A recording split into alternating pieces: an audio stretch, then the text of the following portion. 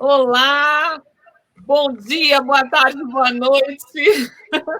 Todo mundo aqui, começando mais um Revelando Shakespeare, especial de sexta-feira, para conversarmos com esse excelente diretor, o Sérgio Modena. Bem-vindo, Sérgio, tudo bem?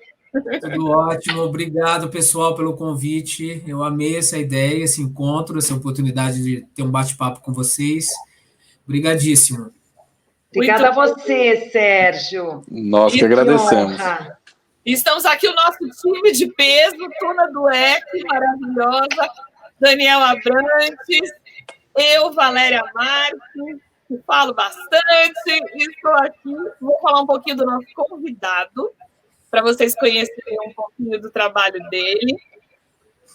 O Sérgio Modena, estou falando certinho, né, Sérgio? Sérgio Sim, Modena, certinho. bacharel em artes cênicas pela Unicamp e também formado pela École Philippe Gaulier, tá certinho, em Londres, em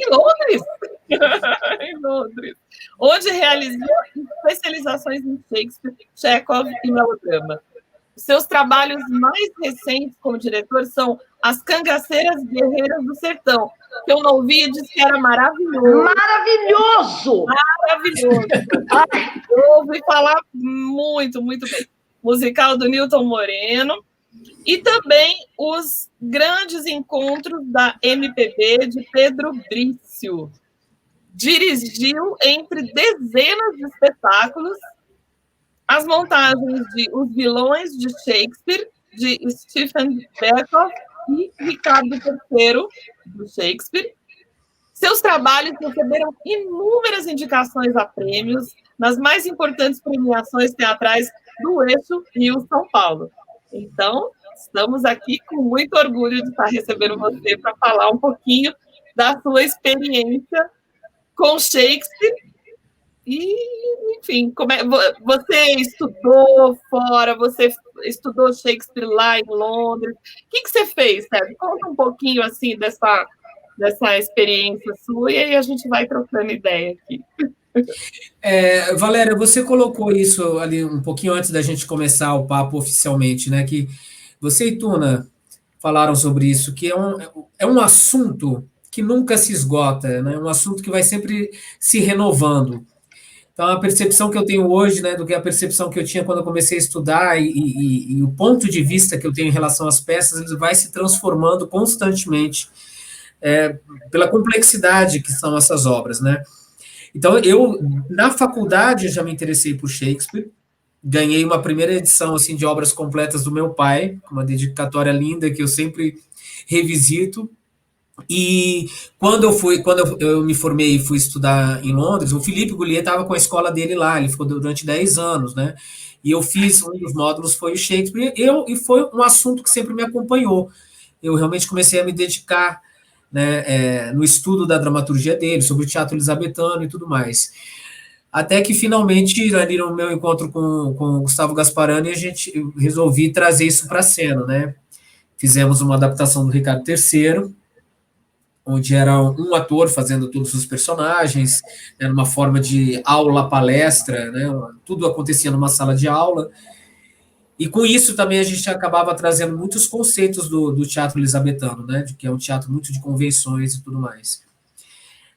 Depois eu dirigi o Marcelo Serrado nos Vilões de Shakespeare, que não é uma peça do Shakespeare, obviamente, mas ali a gente acaba revisitando alguns dos grandes vilões, né? Aí tem o Macbeth, o próprio Hamlet, que no ponto de vista do Berkoff também né, realiza uma carnificina louca, né, e despreparada. Então, são essas experiências que eu tive como diretor, e quando alguém vem falar, você é um especialista em Shakespeare, eu falo, não, eu sou um especialista, eu sou um artista apaixonado pelo assunto, né? Estou sempre descobrindo. Tenho alguns projetos agora, inclusive para o ano que vem, em relação a Shakespeare, se tudo der certo com esse nosso cenário de pandemia, né, que não sabemos mais nem o dia de amanhã, nem daqui 4, 5 meses, né? Mas, realmente, o Shakespeare é um cara que veio para ficar na minha vida. Mesmo quando eu não estou montando peças dele, eu estou sempre revisitando, e o pensamento, né, do Shakespeare, o pensamento teatral do Shakespeare, vocês sabem disso, né, como ele não só influenciou, como ele está entranhado na nossa cultura, né, na cultura pop, nos roteiros de cinema, nas peças, nos clássicos modernos do século XX. Você vai pegar, né, Daniel, você pega Poderoso Chefão, é uma tragédia shakespeariana, né, uma narrativa shakespeariana. Você vai pegar o Gil, tá Com tudo certeza. ali, e por aí vai, os grandes autores. Então, Shakespeare não é só um exercício histórico, né, de entendimento histórico, ele está presente, ele permanece, né, nas narrativas contemporâneas. E isso me interessa muito. E até por ele estar falando de questões que são essenciais e questões que não saem de moda, né? Como, por exemplo, a relação do homem com o poder. Que esse é a questão política no Shakespeare é muito forte, né? Então, claro que uma questão como essa, em determinada sociedade, dependendo do período histórico que você está, vai produzir, obviamente, leituras e releituras diferentes, né? Então, está sempre se inovando a obra, né? Está sempre sendo descoberta e redescoberta. E claro que isso é um presente para um artista, né? Porque além dos temas serem sensacionais, é um teatro que nos dá liberdade para criar, ao contrário do que muitas viúvas de Shakespeare falam, porque nós vivemos um pouco com isso, né? O que pode, o que não pode no Shakespeare. E ele é um cara que ensinou para a gente pode que tudo, né? Pode tudo. Está funcionando para o público? Pode. Claro. Essa é a grande revolução do teatro elisabetano, né? Ao contrário dos franceses. Quando eles estavam ali no neoclassicismo, o teatro elisabetano estava quebrando com todas as regras, tudo se podia. Né? Então, eu acho que é por aí que a gente tem que ir. Né? E uma coisa, completando, que também você perguntou, que eu acho que é o interessante, é a gente sempre lembrar da natureza popular que o Shakespeare tem. Para quem as pessoas que ele estava escrevendo era um público muito diverso, você tinha desde a aristocracia, mas você tinha ali o povão. De natureza popular o teatro shakespeariano, então ele não é para iniciados, não deve ser para iniciados, né? Exatamente, isso é o uso que se fez da obra dele, né? A maneira de usar a obra dele para separar as pessoas. Na última conversa que nós tivemos, nós falamos justamente dessa questão do poder e da política, né? E que está impregnado na obra dele inteira e que é absolutamente necessária nesse momento pré-eleição aí, né? Sim. E Sérgio, posso fazer uma perguntinha agora? Pode. Não, é porque eu vou dar uma desviada, porque eu vou pegar uma peça que você montou, sensacional, baseada num livro maravilhoso. Primeiro eu quero falar, você citou o Stephen Berkoff, que para mim é também um daqueles atores, diretores que transgridem, né, que pegam esse lado mais transgressor do Shakespeare. Eu tive a oportunidade de ser intérprete dele aqui em 94, quando ele veio com o monólogo dele, One Man, no Festival de Artes Cênicas da Ruth Escobar, né, um gênio. E eu vou pegar um espetáculo que você montou, que se chama Como Me Tornei Estúpido, do Martin Page, que é sensacional, só o título, né, gente? Que é o seguinte, você, numa das suas entrevistas, você fala da banalização da estupidez, você fala, né, de que às vezes, será que é melhor ser estúpido? E será que isso garante uma certa felicidade? E você sempre coloca o que você vai fazer do conhecimento. E eu queria pegar isso para o Shakespeare. O que você vai fazer do conhecimento no Shakespeare? O que no Shakespeare é feito do conhecimento, da informação, essa relação com o poder ou com o amor? Porque aqui no Revelando também a gente sempre fala da dimensão erótica que tem no Shakespeare, né? Então eu queria que a partir dessa montagem, e que eu acho que em todos os trabalhos que eu vi de você, seja de Shakespeare ou não, você sempre tem uma pincelada de Shakespeare na tua direção e na tua interpretação. Obrigada. Olha, Tuna, essa entrevista que você leu provavelmente foi de 2016. Hoje, se eu desse uma entrevista falando sobre como me tornei estúpido, eu falaria não a banalização, eu falaria a glamorização da estupidez. Porque a estupidez, conforme as coisas estão colocadas, especialmente, né, esses últimos anos, é um valor, né, a ser exibido. Né? Nunca foi tão bacana ser estúpido. Então, é como se essa questão tivesse se tensionado de uma maneira muito inesperada para a gente, sabe? Tanto que algumas pessoas que assistiram Como Me Tornei Estúpido lá no Rio, que foi uma montagem que infelizmente não consegui trazer para São Paulo, mas vivem me pedindo, né? Remonta o Como Me Tornei Estúpido, porque infelizmente é um retrato perfeito, porque a pessoa, o protagonista opta pela alienação. Porque ele sofre exatamente porque ele consegue pensar, ele consegue refletir, ele tem um senso crítico. E um senso crítico num país de estúpidos não é uma grande, pelo menos ali no ponto de vista dele, não é uma grande vantagem, né?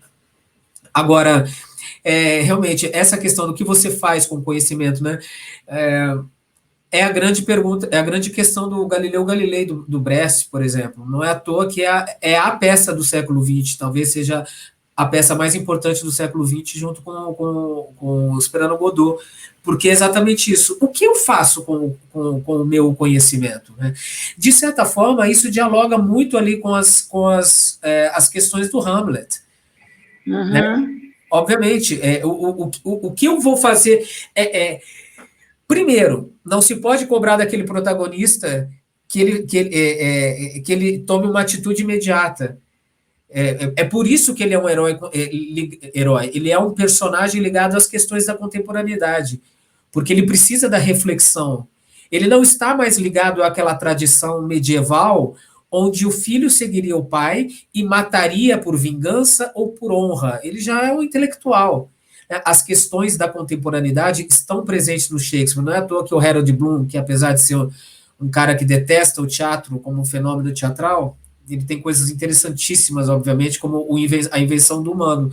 Por isso que ele diz que o Shakespeare inventou o humano, porque ali estão as questões contemporâneas. Este homem, ele não pode mais dar continuidade a essa tradição, mas, ao mesmo tempo, esses protagonistas do Shakespeare também estão comprometidos com o seu desejo.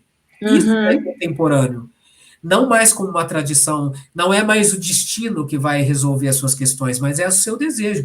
É legítimo o desejo do Macbeth pelo poder, é real. Ele sente isso. Então, o que é ser humano? Ser humano seria seguir as tradições ou dar voz e espaço aos seus desejos, sejam eles éticos ou não. Então, essa questão está presente. E, claro, o desejo pelo poder é fundamentalmente humano também, e Shakespeare nos revela isso. Não sei se eu respondi a sua pergunta, mas super. Cara, me passa isso um pouco. Sim, também a gente pode, só para terminar, o que você faz com a informação, né? Então, por exemplo, ele recebe uma informação das bruxas e, a partir daí, ele vai determinar várias ações dele, porque ele não é só impelido pela mulher. Aquilo deixou uma semente justamente no departamento do desejo, aquelas 3 mulheres foram direto na ambição dele, foram direto nessa sede de poder. Então, o que você faz também com a informação é poder, né? Você sabe, você detém uma informação sobre uma coisa, você vai falar ou não. Sim. E a partir do você vai falar ou não, pode determinar o destino de uma pessoa, né? Tanto, Tuna, que eu não vejo as bruxas como, obviamente, não, elas não estão traçando o destino do Macbeth. Não.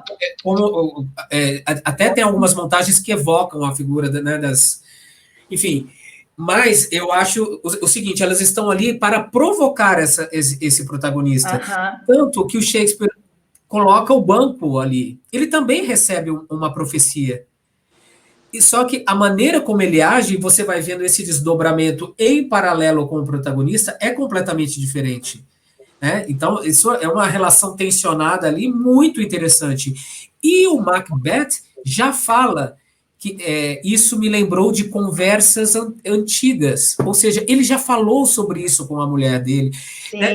Então, isso só está aparentemente... Estava guardado, só estava...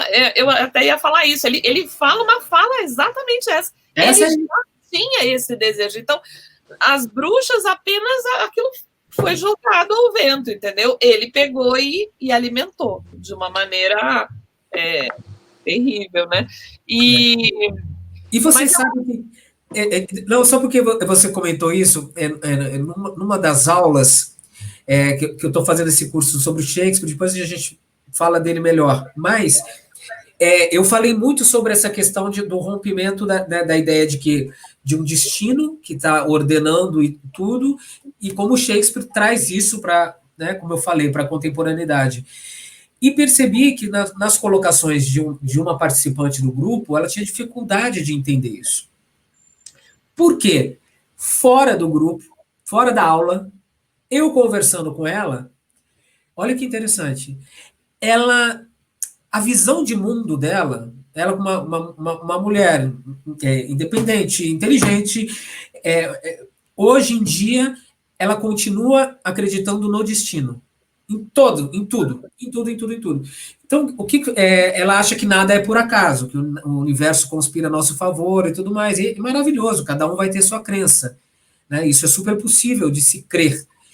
Porém, ela estava colocando a própria visão de mundo ali sobrepondo a visão do Shakespeare. Ora, eu não acredito em destino, mas se eu vou ler um Édipo, eu preciso entender que aquilo ali é um valor. Eu me deparei com isso, sabe? Foi uma coisa inédita, que eu achei interessante. Falei, então tem uma coisa aí, quer dizer, talvez até para alguns atores, será que eles estão impondo já a sua visão de mundo antes de entender o que o autor está propondo? Né? Eu acho que isso acontece, eu acho que isso ainda acontece, porque até pela falta do conhecimento mais profundo de Shakespeare, entendeu? Eu já ouvi também, personagem fez tal, é malvado, fez tal coisa, o outro personagem, não. Tem uma série de contradições aí. Trabalhar com contradições, eu acho que esse é o ponto, né? Com Shakespeare. Você trabalhar com contradições. E contradições é tudo que nós precisamos trabalhar nesse momento histórico que nós estamos vendo, porque as pessoas não querem contradições. Elas querem, né? Então, eu acho que isso que você falou, Valéria, eu acho que é a dimensão dialética do Shakespeare, porque o Shakespeare não é maniqueísta. Não. Obviamente que ele mostra o bem, o mal, ele não é nada maniqueísta, porque ele vai mostrar que em todas as ações tem tudo, e você escolhe. Sim. Então tem o mais sórdido, ao mais generoso, ao mais nobre, ao mais interesseiro, o que for. Então, essa dialética de que os opostos se completam é muito importante no Shakespeare também, porque é a vida e a morte o tempo todo, o amor e o ódio o tempo todo, como é na vida, né? Então, se você vai para a tragédia grega, para o inexorável e para o fatal, e isso tem que acontecer, de certa forma, você vai tirar, você vai contradizer um pouco essa dialética do Shakespeare, né? Sim. Você simplifica tudo, você tira o status trágico do personagem, né? O trágico shakespeariano, né? Não o trágico grego. E você falou essa questão do Hamlet também como um vilão, né? Porque eu penso que ele, por exemplo, em relação às duas mulheres da peça, ele é absolutamente cruel. Em relação às duas, entendeu? E a violência, ele age de forma violenta em relação às duas. Sim. Então, mesmo, embora com a mãe, apesar de toda aquela violência, ele tem uma crença de que ela pode mudar, né? Isso é interessante naquele personagem. Ainda dá tempo de você se livrar desse sangue todo, dessa sujeira toda. Mas olha a visão de que é sujeira, entendeu? É uma contradição absoluta, né? Exatamente. E quando ele manda a coitadinha da Ofélia para o convento, né? É de uma crueldade, por quê? Porque a libido dela tá tão à flor da pele, aquela sexualidade, aquele amor, aquela coisa, meu Deus, eu quero transar com você, eu quero ficar com você. Não, querida, vai lá, recolhe toda essa libido, vai embora, não me encha as patas, vai, tchau. É uma coisa que para a mulher, para o humano, né? Você reprimir tudo que é... Sim. Essa dimensão da tua juventude, da tua libido, do teu amor, da tua paixão, é de uma violência sim. Que é a morte. Sim. É porque, claro, tem um desastre nessa estratégia do Hamlet. Ela é desastrosa. Por mais que ele esteja o tempo inteiro falando, eu não vou derramar sangue, enquanto eu não souber se isso de fato é uma verdade, se essa assombração não são espíritos demoníacos, preciso refletir. Porém, as consequências são desastrosas. A primeira pessoa que morre não é a pessoa que ele queria matar, que é o Polônio. Por mais que eles tivessem entranhado naquele jogo todo, não era uma ação premeditada dele, né? Então ele já começa sujando as mãos de sangue, enfim. São as contradições. Essa palavra que a Valéria usou, eu achei fantástico para a gente entender o Shakespeare, né? Porque, claro, ele trata das contradições, os personagens são contraditórios, né? Como o ser humano é. Então, você vê as contradições no protagonista. E também o fato de que o Shakespeare, se você pegar, por exemplo, vamos de novo falar Brecht, né? Você entende qual é o pensamento, qual é a visão de mundo do Brecht. Ele deixou isso muito claro, ele escreveu livros falando sobre isso.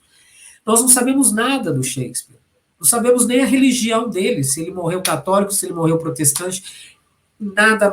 O que nós temos, vocês sabem disso, é uma indústria de suposições.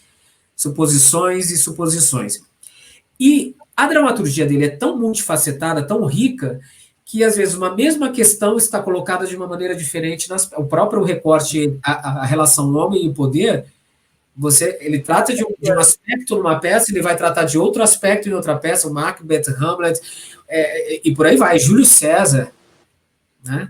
Então, isso também é muito interessante, porque é um homem absolutamente misterioso, e acho que nós temos que aceitar isso. Não temos essas informações, não temos os documentos que são a prova de que ele disse, fez, esteve, viajou, não viajou. Não sabemos nada disso, né?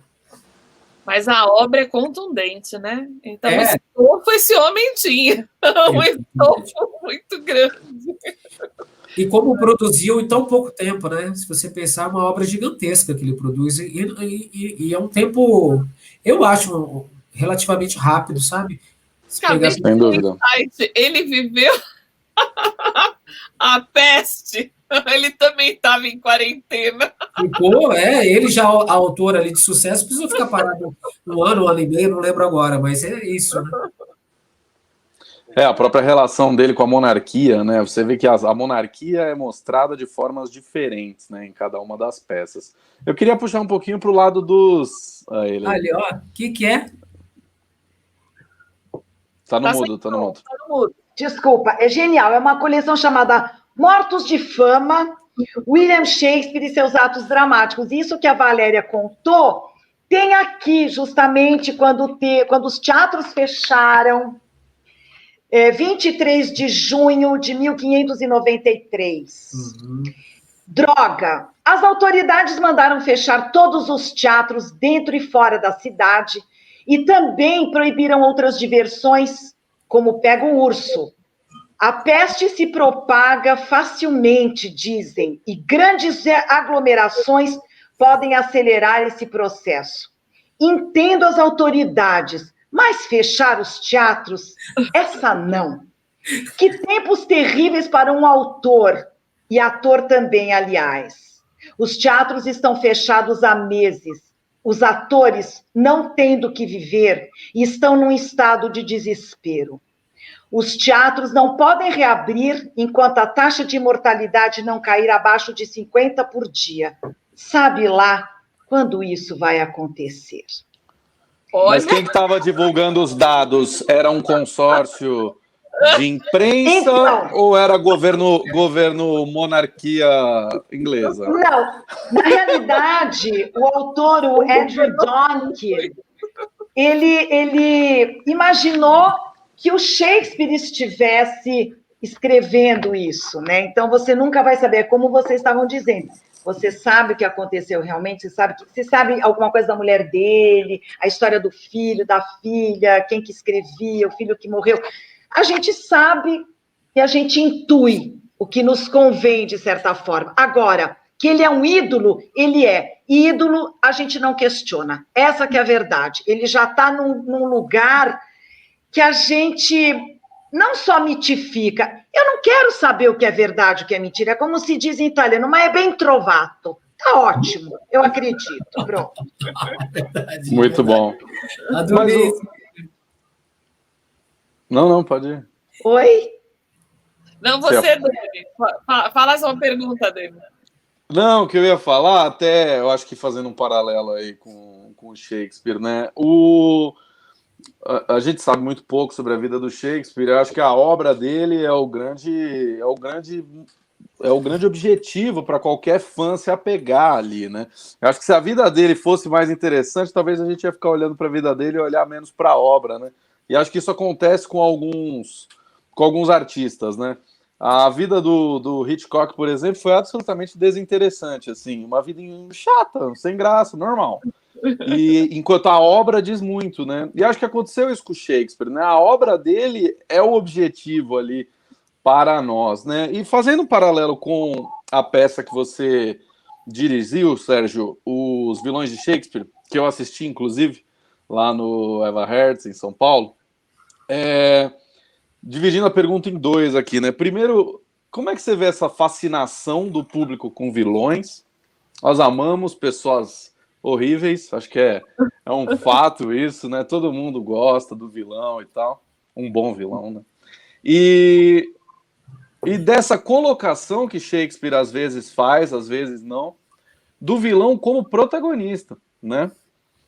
Ricardo III, por exemplo, né? Ele é o protagonista, o próprio Macbeth, né?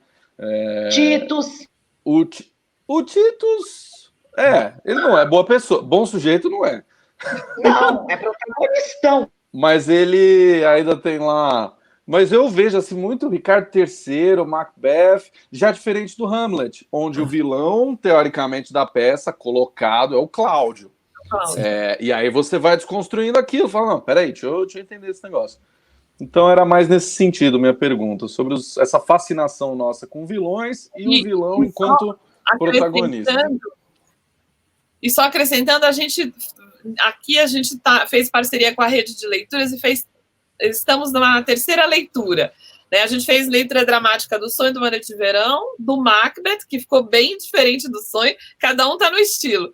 E vamos fazer do Ricardo III. Então, a minha pergunta também é por essa questão de por que ele é tão fascinante ou não, ou será que a gente é que é tão corrompido para se sentir fascinado, né?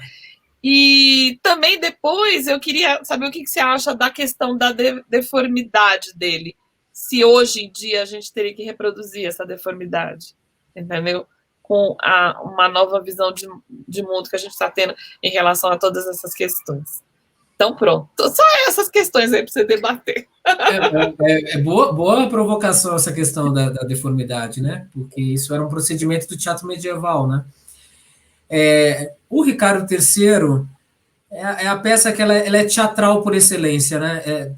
Ela já é metateatro, porque, na verdade, o Ricardo III é um grande ator, né? E manipula a plateia, quer dizer, aquele brilhante solilóquio do Ricardo III, que, talvez uma das melhores apresentações de um personagem que eu conheça, né?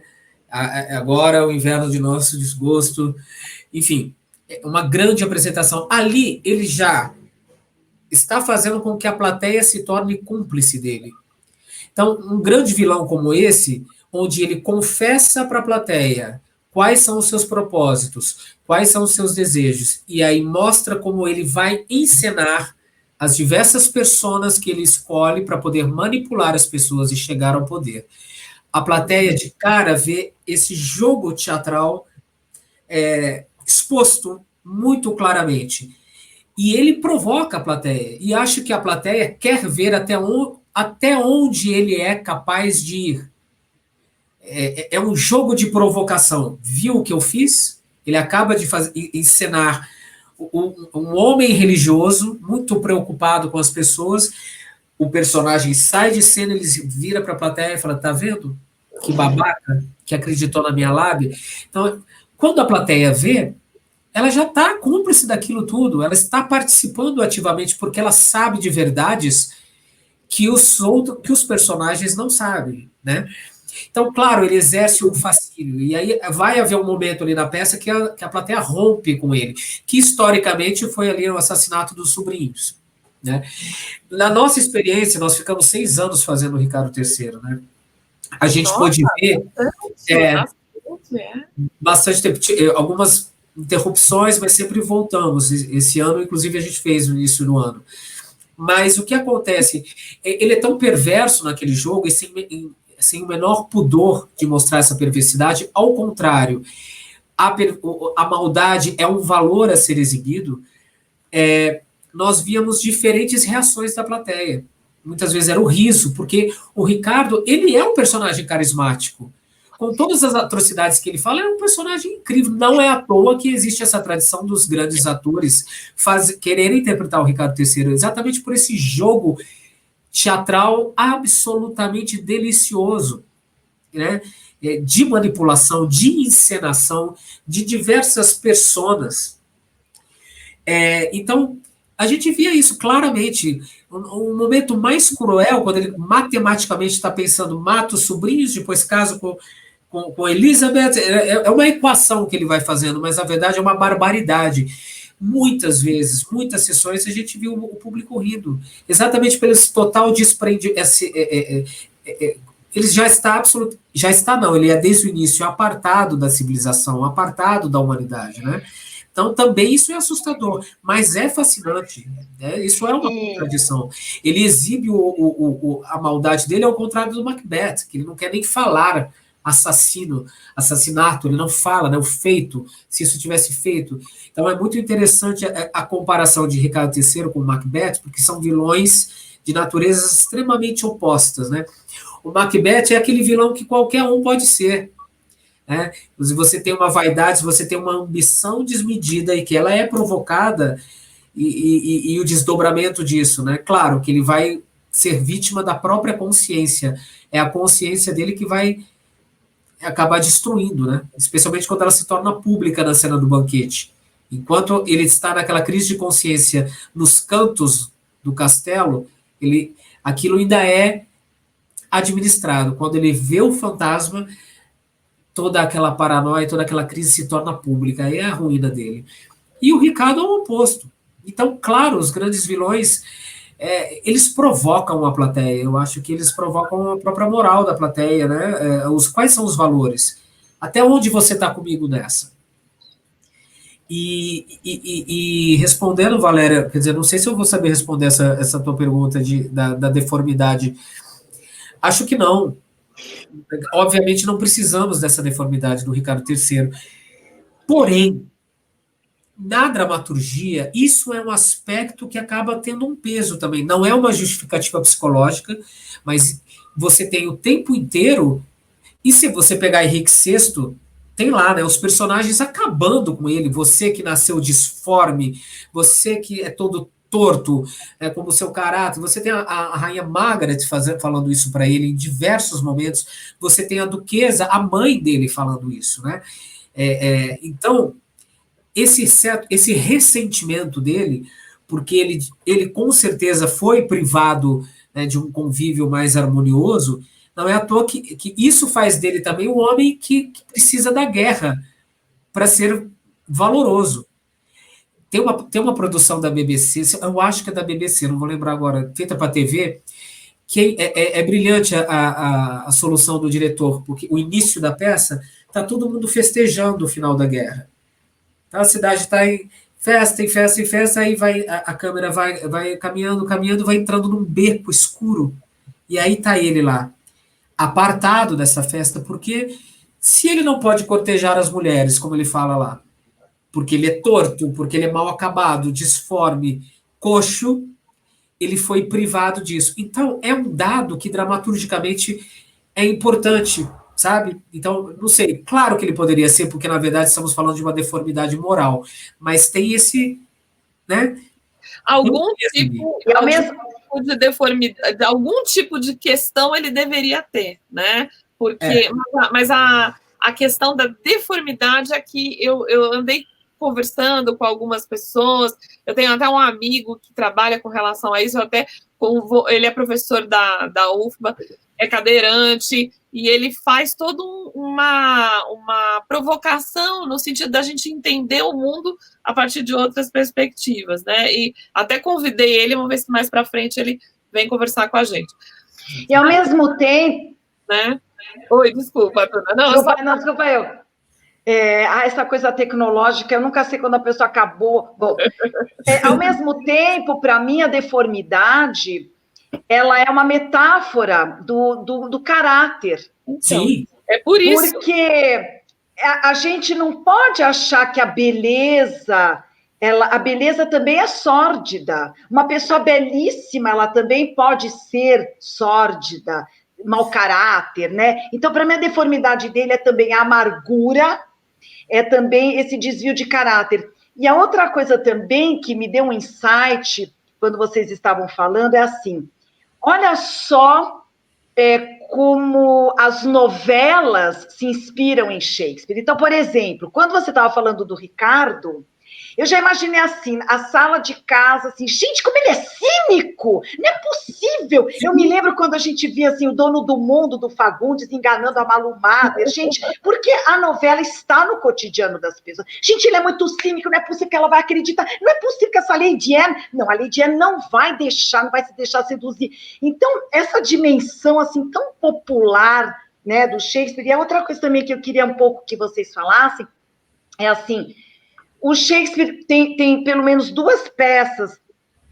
O Troilo e Cressida, por exemplo, ele pega uma mulher belíssima, que é Helena, e que provoca uma guerra. Quer dizer, uma guerra que é provocada pela Helena. E, ao mesmo tempo, quando Otávio invade o Egito, porque o Marco Antônio voltou para Cleópatra, também, de novo, se faz uma guerra por causa de uma mulher. Né? E tanto que no Troilo e Cressida o Jô falava assim, se alguém vier reclamar da vulgaridade de algumas palavras que eu não vou reproduzir aqui, vocês respondem, está tudo no Shakespeare, fazer a guerra por causa de uma, né? Está tudo no Shakespeare, está tudo no Shakespeare. Então eu queria muito que vocês falassem um pouco dessa dimensão também tão cotidiana e essa noção da guerra mesmo, sabe? O que provoca as guerras, que é onde vão se manifestar tanto a honradez como a sordidez, né? Sim. Ainda completando a questão da deformidade, lembrando que tem dois aspectos, né? Um é aquilo que eu falei, que é a questão isso é uma herança do teatro medieval, do vício, né? Que ele era disforme, e aí, assim, a deformidade já era entendida como um desvio de caráter. Então, são primeiras obras, né? E a outra também questão é que Shakespeare escreveu Ricardo III ali sob o comando da Elizabeth, né? Quer dizer, ela é neta do Richmond, que chega no final. Né? Então, é uma outra dinastia. Eles são os Ricardo pertence a uma facção vilã, né? Adversária. Então, obviamente, ele produziu um personagem que ele carregou nas tintas dessa vilania, né? Porque, obviamente, e ainda mais com toda a questão da censura da Elizabeth, precisava também carregar nas tintas, né? Para que isso pudesse ser visto. Olha, ele foi o grande adversário do Richmond, e Richmond virou Henrique VII, pai, depois vem Henrique VIII e vai chegar nela. Mas são essas questões circunstanciais, né, do momento que também vão... É uma maneira dele ir resolvendo alguns aspectos ali em termos de dramaturgia, né? Agora, você falando da guerra, Tuna, nessa sua colocação, eu fico pensando sempre nas resoluções de muitas tragédias do Shakespeare, quando você tem toda a carnificina, né, seja uma guerra mesmo que acontece no Ricardo III, ou seja, naquela morte coletiva que tem no Hamlet, você sempre tem aquele personagem que é uma possibilidade de restabelecimento da ordem, né?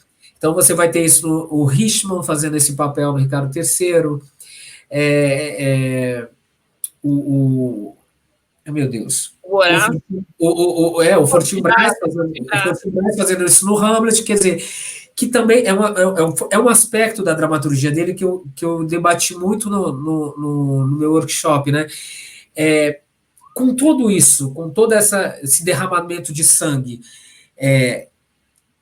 existe a possibilidade de transformação, existe uma visão um pouco mais otimista, quer dizer, Shakespeare estava nos colocando todas essas questões pesadas, sanguinolentas, mas ainda assim há uma crença na ordem, há uma crença na possibilidade do homem se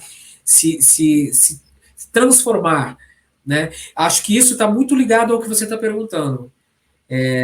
Corrija se estiver errado, né? Mas é uma provocação do Shakespeare também, porque, obviamente, com toda a liberdade que nós temos em encenar um clássico, você pode fazer essa cena de restabelecimento da ordem com uma baita ironia. Tudo vai depender do contexto histórico que estamos inseridos, né?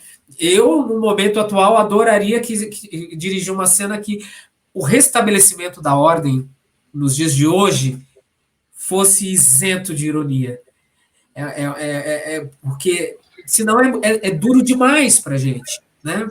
É duro demais. Talvez isso seja mais importante do que eu questionar, né? Porque, obviamente, o restabelecimento da ordem até quando? É cíclico, né? É cíclico, As ondas de violência, os regimes totalitários. Ricardo III foi visto e lido no século XX como, né, associações com grandes líderes, né, nazistas, fascistas e tudo mais, né?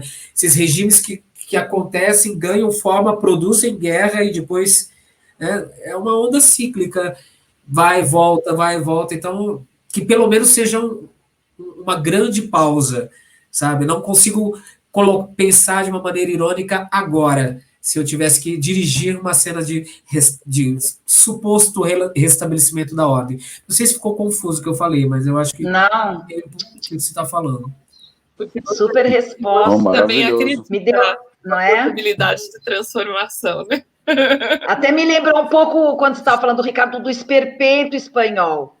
Sim. Né, daquela coisa, né, Valéria, a coisa expressionista, né, Dani, assim, a deformação, o enfeiar, sabe, essa coisa, né, me deu muito esse insight do esperpento, né. Não, então, eu tenho feito essa reflexão a respeito de como, né, de como dialogar com essa realidade, né, de como dialogar com a nossa realidade, porque ela está tão exacerbada, ela está tão conturbada, entendeu? Que eu acho interessante. Na questão, a gente teve o professor Miguel Chaya, quando a gente discutiu o debate com o Ricardo III, e provavelmente ele vai vir conversar com a gente numa próxima live com ele. E ele fala muito essa questão do poder, né? E é o que você falou até agora, quer dizer, o quanto esse poder, esse poder e esse ser não ser ético, né, estão vindo à tona, né? Porque acho que a gente nunca viu tantas coisas tão horríveis sendo ditas e sendo colocadas à tona, porque você tinha um verniz, né? Você tinha uma aparência. Agora não, as coisas estão as claras, assim, as claras. E é uma brutalidade, é uma coisa terrível isso. Maldade, eu diria. Maldade. E ao mesmo tempo, na plenitude.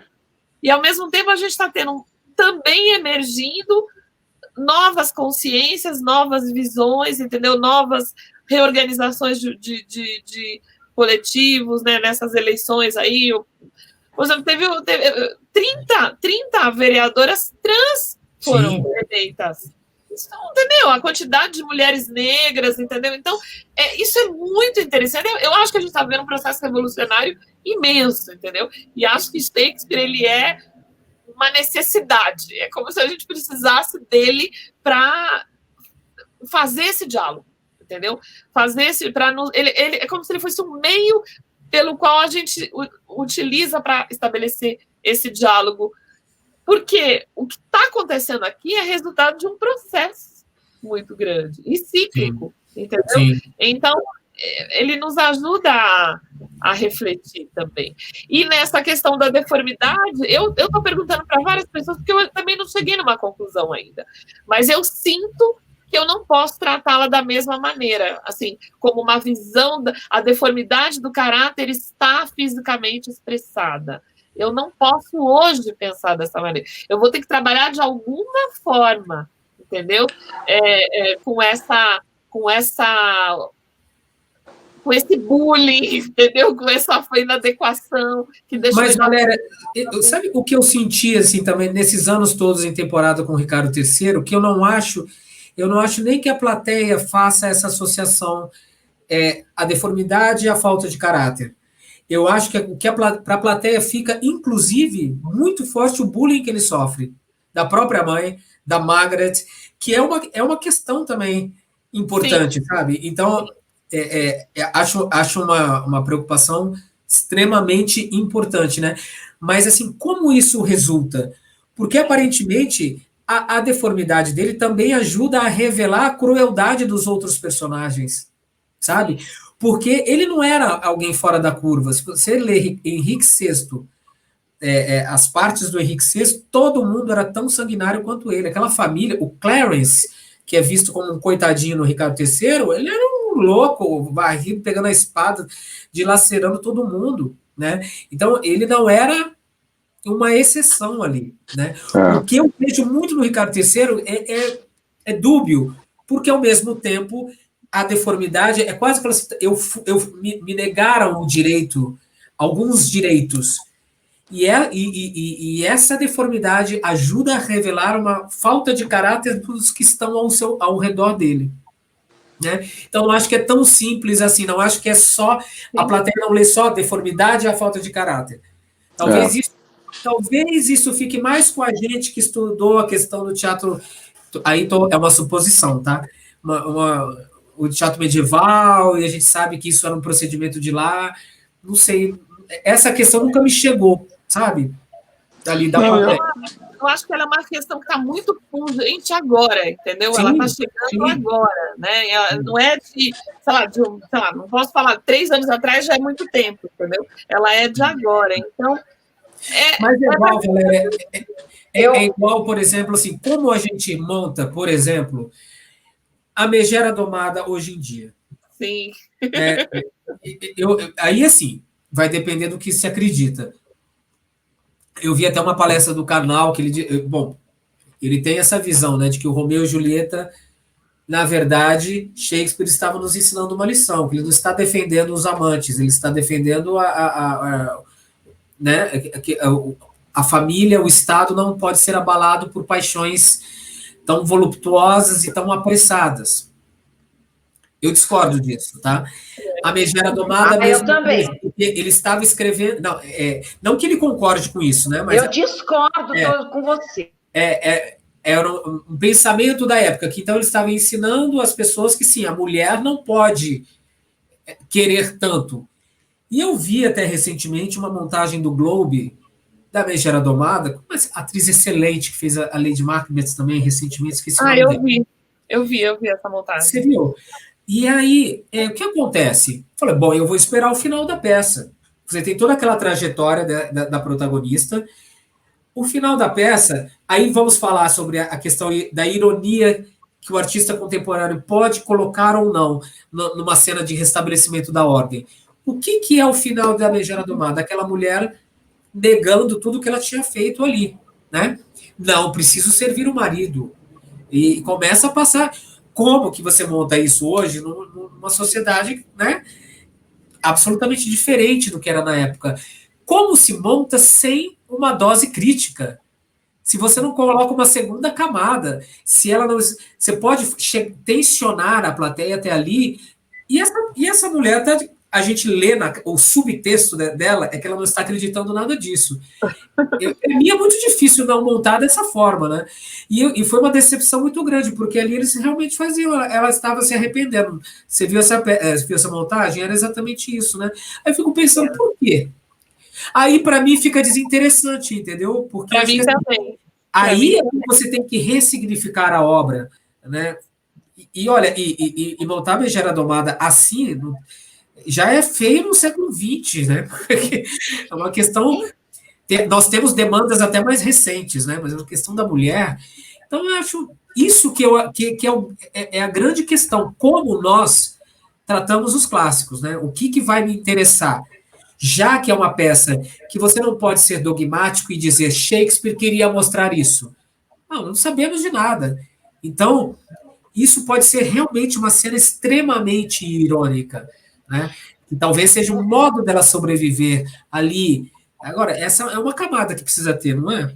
Eu falo um pouco que é a dimensão pirandeliana do Shakespeare, porque cada um, a partir do que você falou, né, e você, Valéria, Dani, cada um tem sua interpretação sociológica, política, humana, e tem mais uma contradição, né, Valéria, mais um paradoxo feminino, humano, que é o seguinte. Primeiro, eu gostaria de ser tão otimista quanto a Valéria, porque, embora tenhamos essas conquistas, eu acho que estruturalmente a mentalidade brasileira ainda não chegou onde a gente gostaria que chegasse, né? Às vezes, como dizia o Márcio, é mais fácil você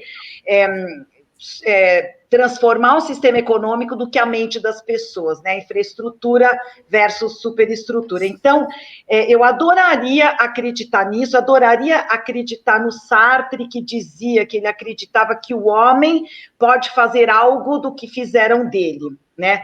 Porque eu ainda não vejo tanta evolução. Sabe por que eu não vejo tanta evolução? Justamente por causa da nossa fragilidade, não falei fraqueza, da nossa fragilidade humana. Então, a gente tem um discurso incrível, eu, Catarina, porque eu não vou me submeter, porque não sei o quê, porque imagina, o Sérgio me pediu em casamento, imagina, mas aí eu descubro que eu estou apaixonada pelo Sérgio Modena. Eu não aguento, eu vou morrer se eu não casar com ele, se eu não der um beijo nele.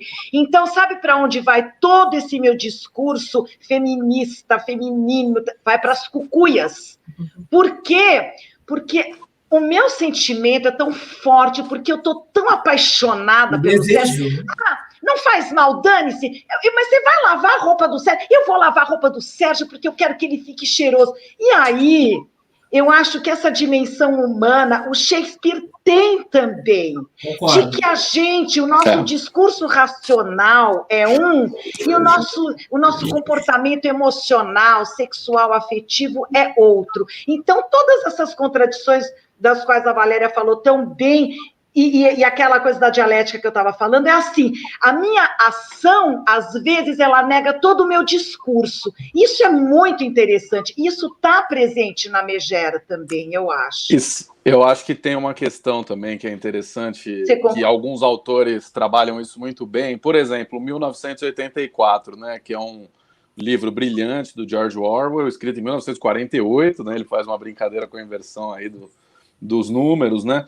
E o Winston, que é o personagem principal, ele é o cara que começa a discordar. Ele fala, não, tá tudo errado, tá todo mundo mentindo para mim o tempo todo, estão mudando o significado das palavras, etc e tal. O que acontece no fim? Ele é convertido, né? Recentemente, no Black Mirror, o seriado muito bom na Netflix, né, de sci-fi e tal, eles têm um episódio que acontece exatamente isso. É o segundo episódio da primeira temporada, eu não me lembro o nome. Mas acontece isso também, o cara questiona e bate e enfrenta, aí você fala, meu, tô contigo, é isso aí, vamos acabar, vamos destruir tudo. No final, o que fazem? Promovem ele. Acabou também. Então, a gente tem formas de silenciar a rebelião.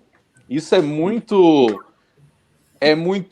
A gente tem que reconhecer, acho que a Tuna usou a palavra perfeita, a nossa fragilidade. Nossa rebelião pode ser silenciada, dependendo do preço ou da abordagem. E isso é bastante triste, mas bastante verdadeiro, né? Sim. E existe essa contradição, desculpa, só vou terminar. A contradição que a Valéria falou, sim, nós elegemos vereadoras trans, nós elegemos num país onde continuam matando. É o país sabe? que mais mata. É o país que mais mata. Sim. Né? É o país que mais mata.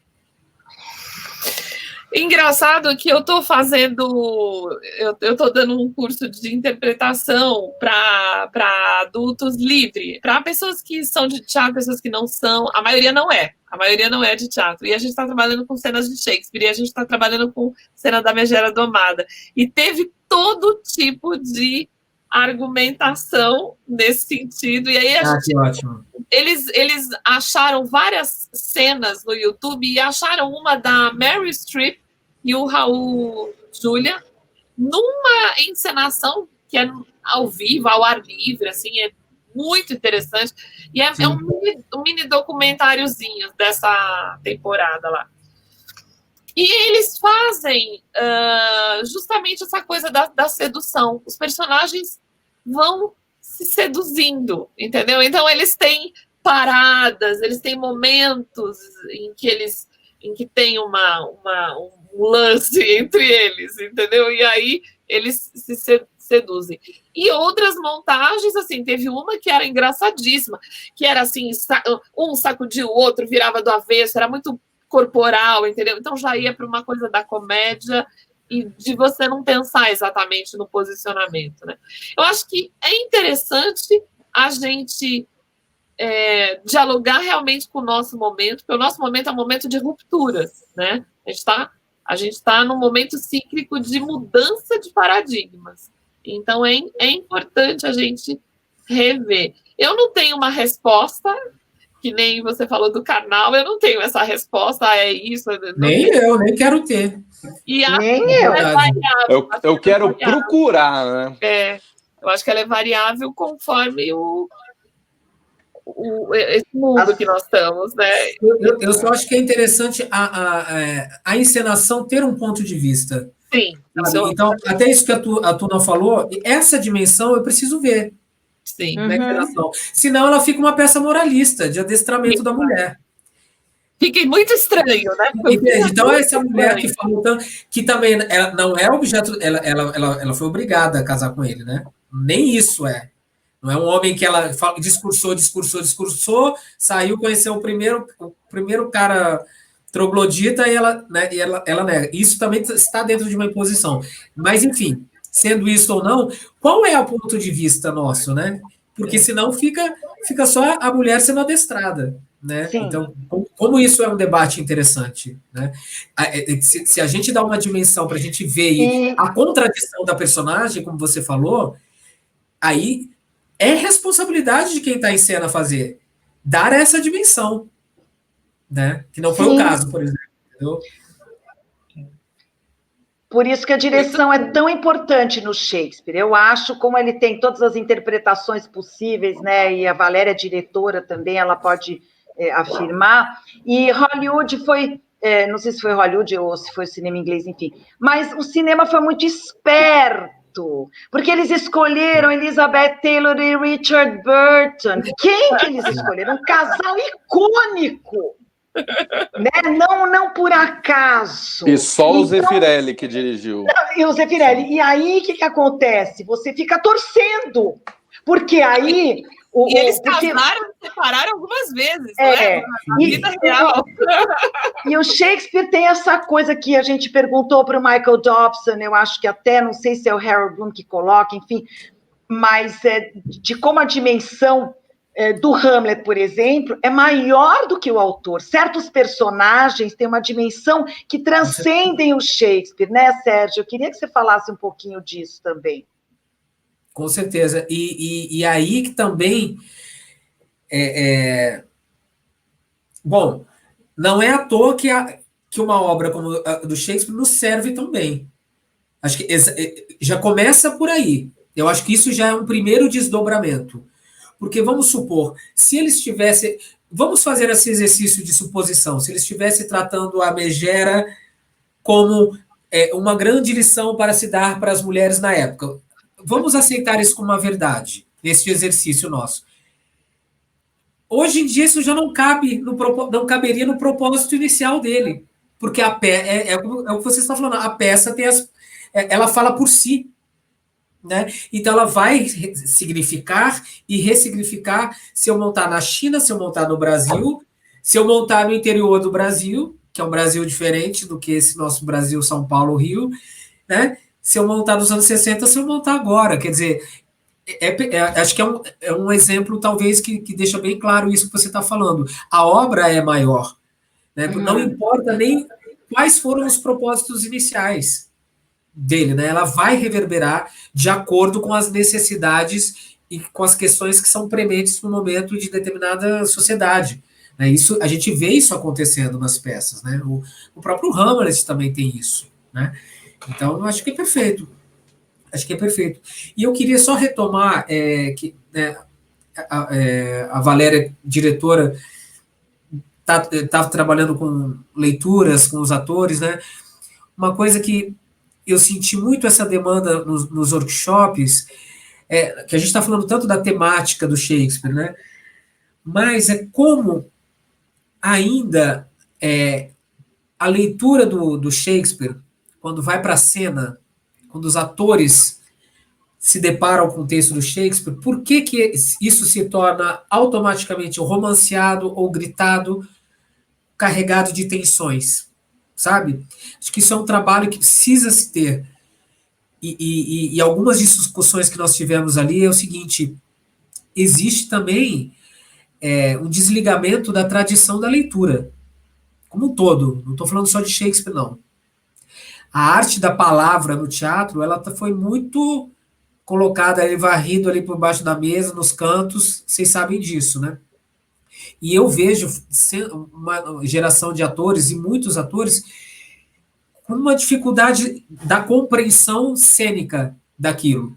Então, entendem o Shakespeare como algo muito rebuscado. Portanto, ele é cheio de ornamentos. Aí, o que se precisa fazer? Vamos popularizar o Shakespeare. O que é popularizado? Corta, corta, corta, corta, deixa o enredo da peça. O enredo não é o forte do Shakespeare, vocês sabem disso. O forte são as camadas e a maneira como a dimensão que ele dá para os personagens, né? Mas eu estou falando isso porque isso acontece muito. Já cansei de ver peças que você vai ver o ator tá gritando, gritando, gritando e não tem a compreensão de que aquele texto ele não é rebuscado literariamente, ele tem um pensamento complexo.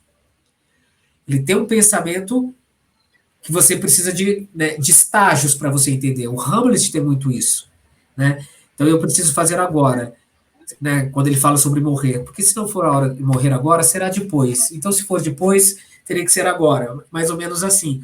Ele constrói um pensamento rebuscado, mas eu acho que isso é uma coisa que ainda eu estou vendo muitos jovens atores carecendo desse entendimento. Eu não sei se até trabalhando nas leituras, vocês dificuldades de compreensão. Olha, gente, eu vou falar para vocês, às vezes dá vontade de chorar, entendeu? Porque não existe a tradição da leitura, a mínima leitura, não estou nem falando de Shakespeare, entendeu? O que eu tenho visto da direção da Valéria é um pouco o oposto, no sentido que ela escolhe atores que têm a tradição da leitura sim e que podem se permitir gritar sim. A gente pode se permitir pegar toda essa ebulição interna e jogar. Claro. Mas você vai ver o que eu estou dizendo, veja nossas leituras, você vai ver que muitas vezes a gente vai para um diapasão que talvez outra pessoa que não tem essa compreensão do texto, porque a gente faz mesa com a Valéria, mesmo com pandemia, mesmo com Zoom, mesmo com não sei o quê, tem trabalho de mesa. E eu sou antiga, eu sou cafona careta, eu adoro trabalho de mesa, eu adoro laboratório que é da minha geração, acho o máximo. Adoro. Nossa, as características, como é que anda, eu não sei, adoro começar a construção pelo sapato, eu ponho o sapato, eu posso estar com um pano de chão na cabeça, mas aquele sapato já me deu a rainha, já me deu a escrava, não interessa. Então, eu acho que, falando de direção, que eu acho que a gente está conseguindo uma qualidade de falar o texto sentindo o que a gente está falando, não é sentindo, sentindo, vivenciando a palavra. Sim. A palavra é um corpo, ela é uma roupa que você veste, isso é a palavra tem uma vida e você vai dar vida a essa palavra. Então, eu acho que quando ela fala de transgredir, de desconstruir, sair um pouquinho daquele conforto intelectual, sim, mental, racional, e aceito, e palatável.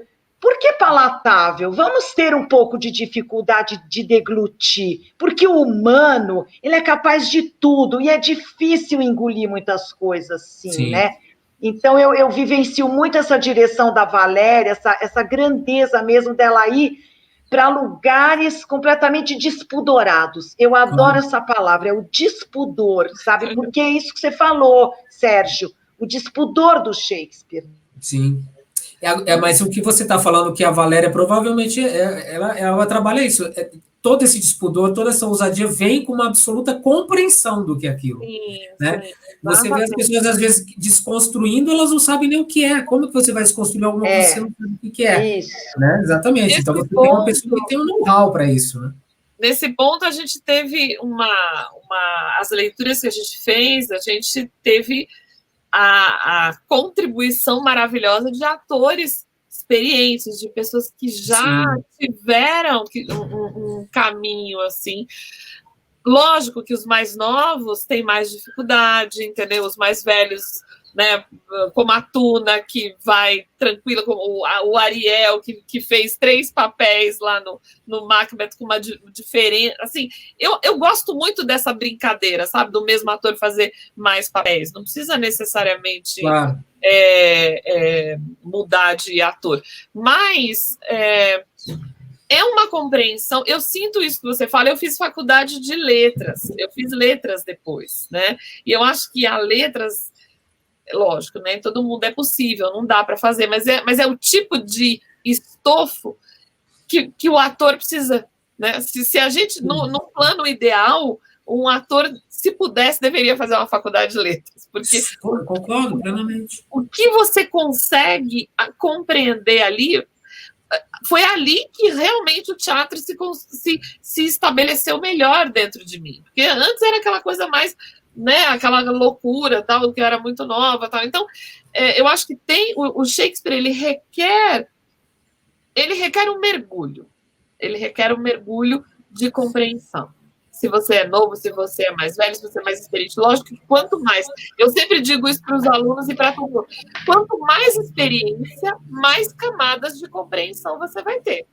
Sim. Entendeu? Então, mais visões de mundo você vai ter. Entendeu? Se você só vê de uma maneira, isso se complica. Eu tô fazendo mestrado agora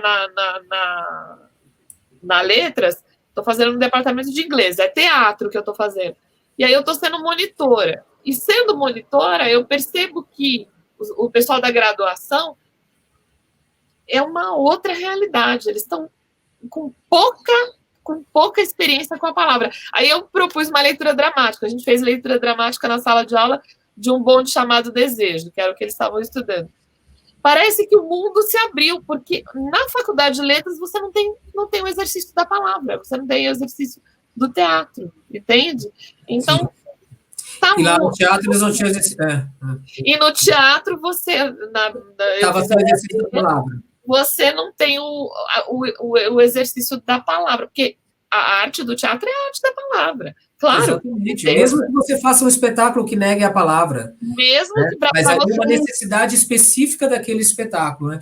E eu coloquei isso para vocês porque eu estou vendo, porque é diferente de ser a inexperiência do jovem ator e seja uma consequência do colapso da educação, sabe? Como um todo. Não é nem a realidade do teatro, não, é da educação como um todo. É uma diferença brutal. E inclusive nas faculdades, que você vê, tem faculdade no Rio de Janeiro, por exemplo, que tem arte performática, você não trabalha a palavra, né? Tem isso, sabe? Tem que saber como lidar com ele. Já que estamos falando de um grande dramaturgo, por isso que eu coloquei essa questão, né? Que a construção dramatúrgica é o que faz a diferença, né? Vocês sabem disso. A maneira como ele coloca os anseios do protagonista, né?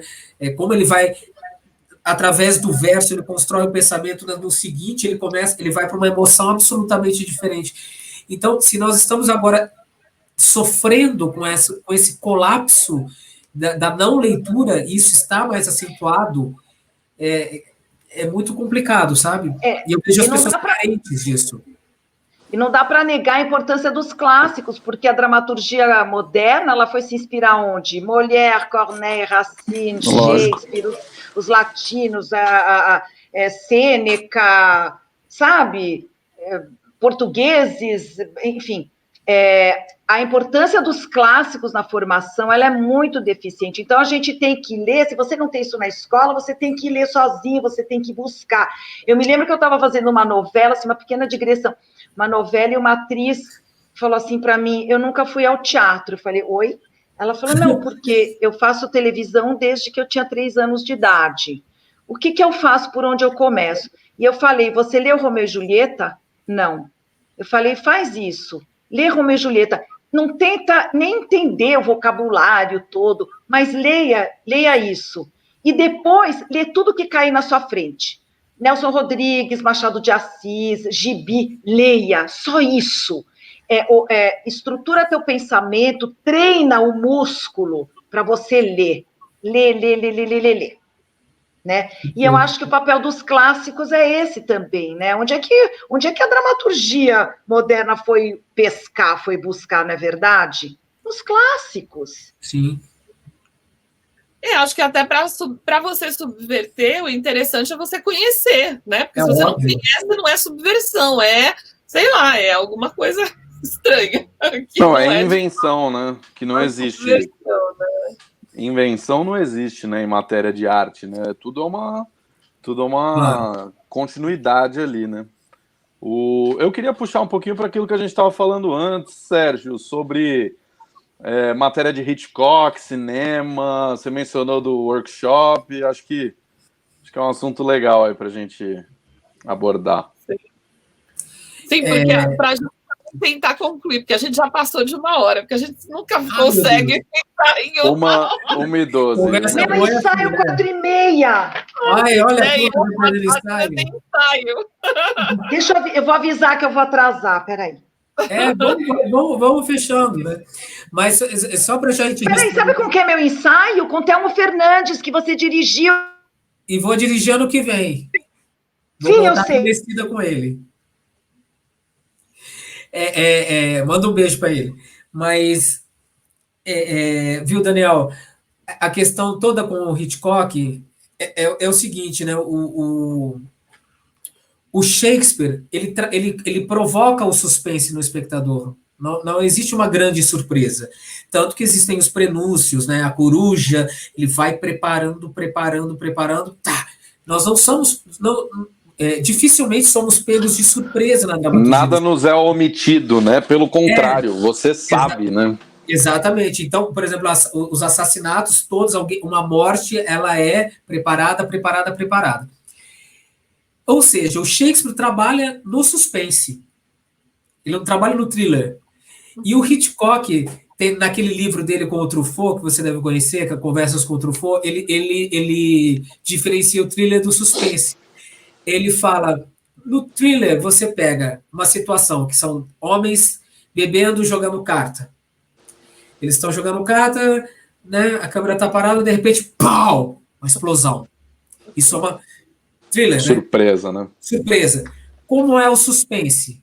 A mesma cena. Eles estão jogando baralho, a câmera está aqui, aí o que a câmera faz? Ela vai fazendo assim, ó, desce, e embaixo da mesa tem uma bomba. Contagem regressiva.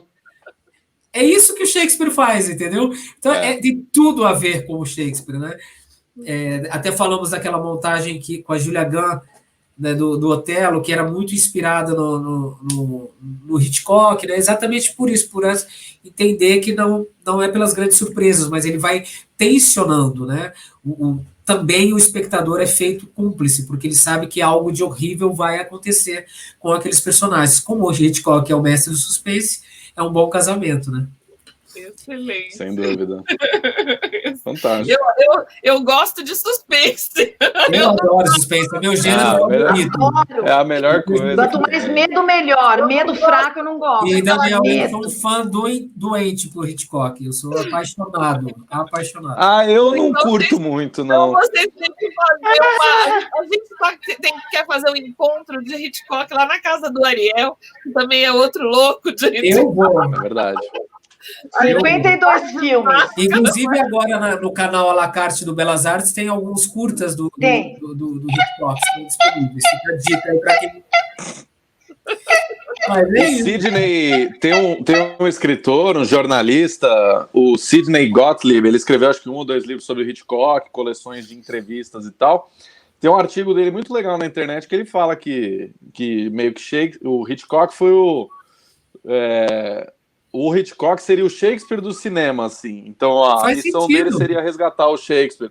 E acho que tem tudo a ver, assim, em matéria de proporções, né? Acho que tem tudo a ver. E o Hitchcock era um fã declarado de Shakespeare, ele nunca negou isso, por ser inglês, claro, né? Mas não só por isso, ele realmente gostava muito, fazia referências e tal. Então, acho que é uma comparação super válida. Estamos planejando aqui algumas... Pode contar comigo, né? Então, já vou fazer até convite. Adorei o papo, achei excelente. Adorei também. Todo mundo aqui está gostando também. E queria convidar para próximos papos, se você tiver afim. E fala para a gente quando que é o seu curso, onde quando você vai fazer. E tem mensagem do Telmo, só um minutinho, desculpe, mensagem, porque o afeto a gente pode interromper, não é, Valéria e Dani? Recadinho do Telmo, porque ele vai atrasar também, ó. Amo o Serginho de paixão, manda um beijo para ele.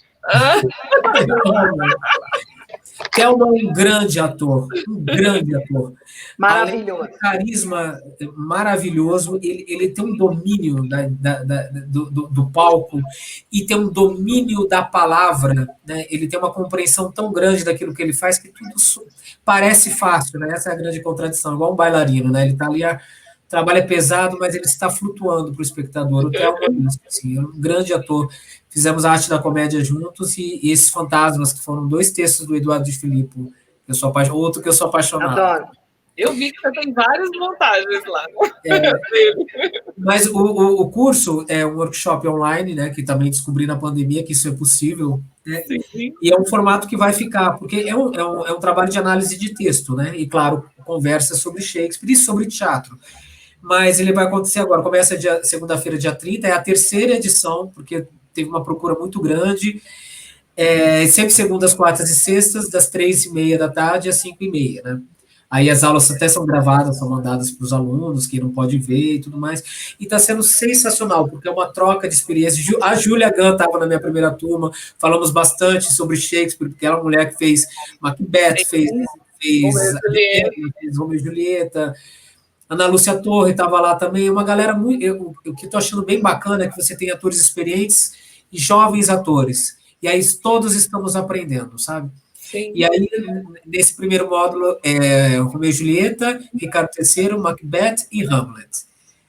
E também uma aula inicial que a gente fala sobre teatro elisabetano, né? Contexto histórico, o próprio Shakespeare.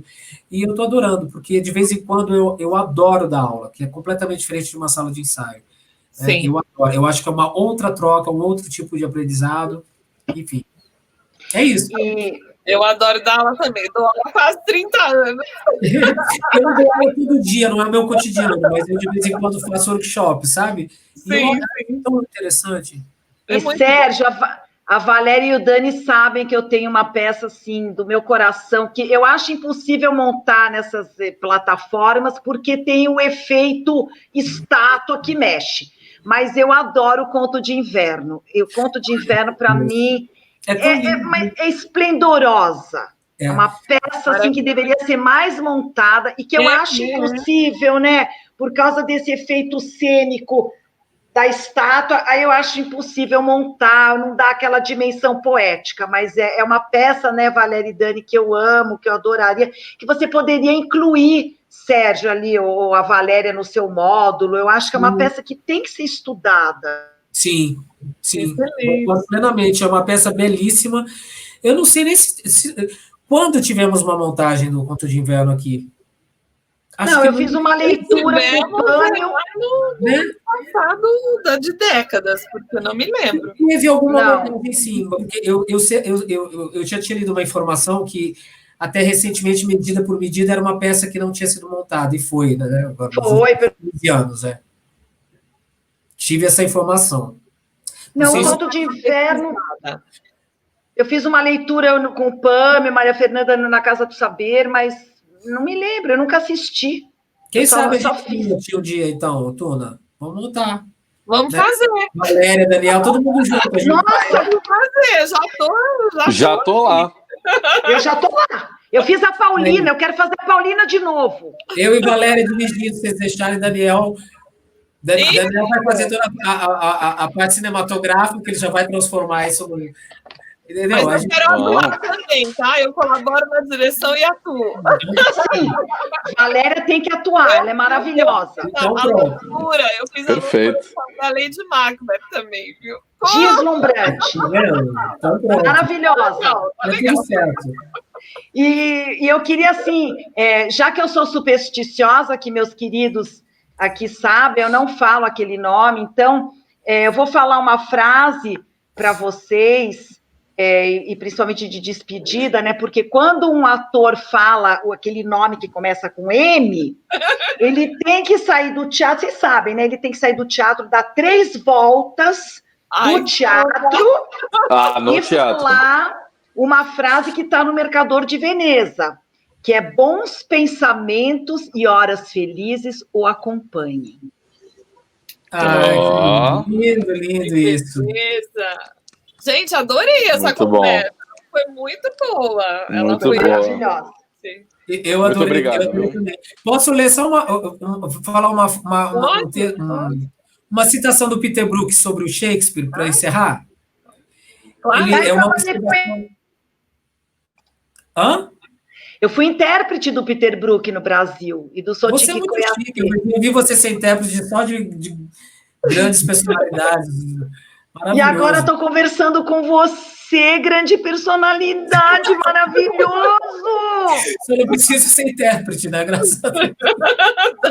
Estou conseguindo ser claro. Mas o Peter Brook tem uma... quando ele fala que o Shakespeare visita, né, que ele pode... Né, do mais baixo calão das paixões humanas a algo mais transcendental, né, que ele transita com uma maior facilidade nesses mundos todos. Ele tem uma frase que eu acho linda, que ele fala assim: Shakespeare tem um pé na lama, um olho nas estrelas e um punhal na mão. Acho incrível para a gente pensar no Shakespeare, uma grande síntese. Genial. Não poderia vir de ninguém diferente de Peter Brook mesmo. Né? Obrigado, viu, pessoal? Adorei, foi um prazer. Obrigada, querida. E vou acompanhar esse canal assiduamente. Ajuda a gente a propagar, porque olha, o que tem de entrevista boa aqui, que tem de conhecimento aqui, e a gente está aqui num processo de formiguinha, né? Tem que crescer, mas... Inscreva-se no nosso canal. Como é que é o negócio? Agora eu estou virando o YouTube. E acompanha a gente no Instagram. Só seremos o YouTube quando a gente abrir um vídeo falando "Fala, galera". Aí nós somos o YouTube. Enquanto nós ainda somos amadores. Eu falei para o Daniel, vamos fazer 50 fatos sobre mim, Daniel. Olha, a gente quer agradecer todo mundo que estará aqui logo mais, né, acompanhando essa live gravada excepcionalmente, porque o Sérgio dá aula à noite, mas agradecer toda a audiência que a gente está tendo. A peça escocesa teve já mais de 1000 visualizações, o público tem super comparecido, é linda a resposta que a gente está tendo, é formiguinha, porque aqui não tem celebridade, tudo bem, mas a gente quer agradecer todo mundo que tem comparecido, né, Valéria, Dani, Muito obrigada. Sérgio, quem vem assistir. O chat da gente é maravilhoso, as pessoas mandam perguntas de altíssimo nível, então é muito bonito o retorno que a gente está tendo, e obrigada mesmo de coração, Sérgio, querido. É essencial a gente falar sobre teatro, falar sobre arte, a gente está falando sobre o ser humano, né? Num momento como esse que nós estamos apartados, separados, é realmente um consolo, sabe? Obrigado. Obrigada, Sérgio. Valeu. Obrigada a todos. Obrigada, Valéria, Dani. Vou encerrando o nosso Revelando Shakespeare dessa sexta-feira especial, e a gente volta na semana que vem com novidades aí na quinta-feira. Beijo e até! Tchau.